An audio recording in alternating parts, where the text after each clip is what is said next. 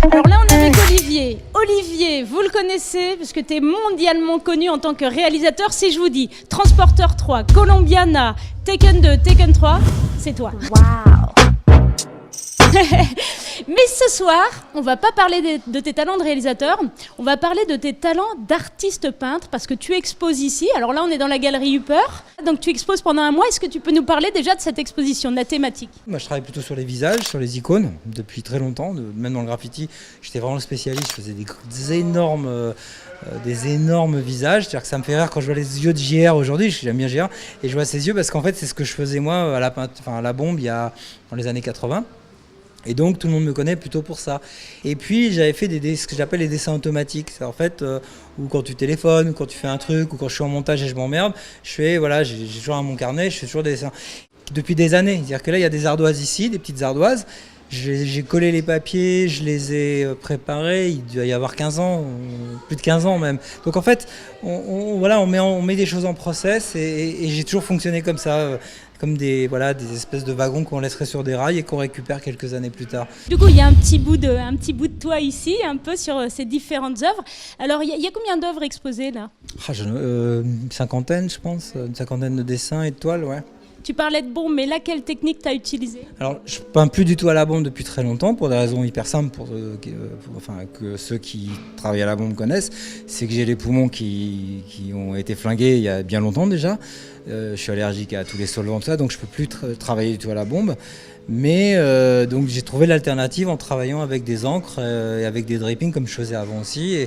Et en fait, j'utilise des bouts de bois taillés, des bouts de pinceau en fait. Quand tu les retournes à l'envers, tu les tailles avec des mélanges d'encre.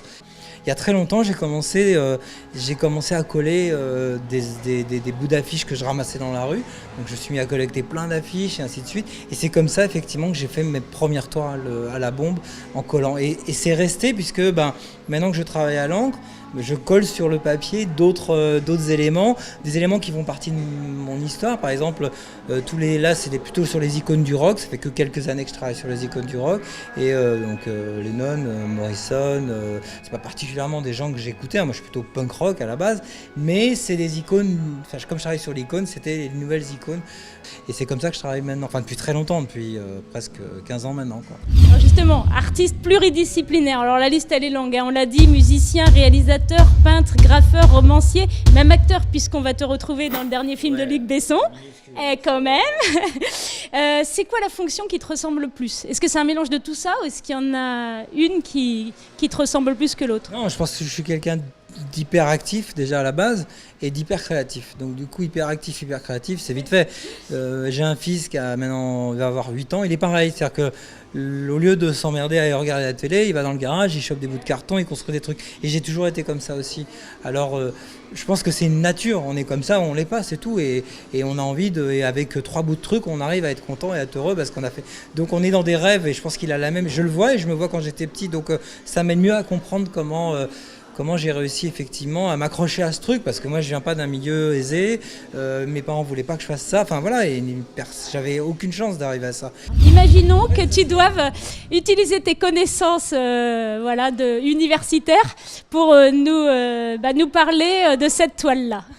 La précision, donc déjà la composition pure, de se dire il y a une composition qui montre que c'est quelqu'un qui a l'habitude de peindre, puisqu'il y a une composition qui est... toi, quand tu regardes le truc, tu es attiré par ce que tu as besoin de voir au tout début. Et puis petit à petit, ton regard rentre dans la peinture. Et petit à petit, tu comprends le sujet, tu comprends le pourquoi, là où il veut t'amener, que effectivement... Là, on a Einstein dans le fond, là, non ? Je m'appelle Mégaton, c'est pas pour rien, je suis né le même jour qu'Hiroshima 20 ans après. Donc Einstein étant le père de l'atome, ça me paraissait évident que je le représente et que je montre que le point de départ de tout ce qui nous arrive aujourd'hui est à la fois un bien pour un mal, c'est-à-dire... Oui, parce qu'à la fois c'est le génie de tous les temps et à la fois c'est celui qui est quand même à l'origine de la bombe atomique finalement. De la bombe atomique et de tout ce qui nous arrive aujourd'hui aussi. Donc en fait c'est là où effectivement c'est une parabole par rapport à l'homme et à chaque chose que l'on fait, qu'on imagine, a une incidence sur notre vie, sur la vie des autres, sur la planète et ainsi de suite. T'as toi le coup de cœur ? Je vais vous emmener la voir tout de suite. On y va alors. Ça va vous surprendre. Ah bon, alors allons-y, on y va. On va voir ça. Donc c'est là que ça se passe, Olivier, alors. Pourquoi ce choix ? Alors en fait, parce que c'est un truc tout nouveau et pour moi c'est j'ai encore cette espèce de, on va dire, de surprise quand je le vois. Quand je suis rentré tout à l'heure et que je l'avais pas vu depuis hier, et je me suis dit, mais c'est moi qui ai fait ça, voilà. Donc tant que j'ai cette logique-là dans la tête, c'est voilà, c'est. Tu t'es surpris toi-même, hein. Ouais, mais je me surprends tout le temps, mais après on s'habitue. Tu vois, c'est comme quand tu fais un film, t'as beaucoup d'espoir au début, mais énorme, c'est vraiment. Et puis petit à petit, là t'es dans le film, donc c'est pas que tu te fais chier, mais t'es dans le quotidien. Et il te faut très longtemps pour revoir ton film, très très longtemps.